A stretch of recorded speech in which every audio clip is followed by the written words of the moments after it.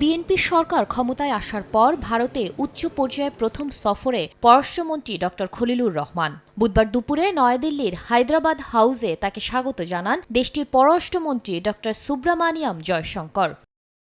প্রতিবেশী দুই দেশের পররাষ্ট্রমন্ত্রী পর্যায়ের বৈঠকে আরও ছিলেন প্রধানমন্ত্রীর পররাষ্ট্র বিষয়ক উপদেষ্টা হুমায়ুন কবির। আলোচনার টেবিলে উভয় পক্ষই প্রাধান্য দেয় দ্বিপাক্ষিক সম্পর্কের বিভিন্ন ক্ষেত্র পর্যালোচনায়, পাশাপাশি আঞ্চলিক এবং আন্তর্জাতিক গুরুত্বপূর্ণ বিষয় নিয়েও মতবিনিময় করেন তারা।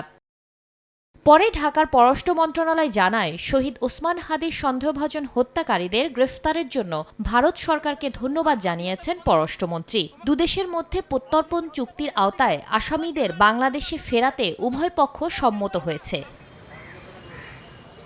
এছাড়া আন্তর্জাতিক অপরাধ ট্রাইব্যুনালে মৃত্যুদণ্ডপ্রাপ্ত সাবেক প্রধানমন্ত্রী শেখ হাসিনা এবং সাবেক স্বরাষ্ট্রমন্ত্রী আসাদুজ্জামান খান কামালকে ফেরত দিতে আবারও অনুরোধ জানায় বাংলাদেশ। বৈঠকে ভারতের পররাষ্ট্রমন্ত্রী শিগগিরই বাংলাদেশি নাগরিকদের জন্য চিকিৎসা ও ব্যবসায়িক সহ ভিসা প্রক্রিয়া সহজ করার প্রতিশ্রুতি দেন। একই দিন বিকেলে ড খলিলুর রহমান দেশটির তেল ও প্রাকৃতিক গ্যাস মন্ত্রী হরদীপ সিং পুরীর সঙ্গেও বৈঠক করেন। সংকট মোকাবেলায় ডিজেল ও সার রফতানির পরিমাণ বাড়ানোর জন্য অনুরোধ জানায় ঢাকা। বিষয়টিকে ইতিবাচক হিসেবে বিবেচনার আশ্বাস মিলেছে দিল্লির তরফে। এর আগে মঙ্গলবার ভারতে পৌঁছানোর পরই দেশটির জাতীয় নিরাপত্তা উপদেষ্টা অজিত দোভালের সঙ্গে বৈঠক করেছেন পররাষ্ট্রমন্ত্রী খলিলুর রহমান এবং উপদেষ্টা হুমায়ুন কবির।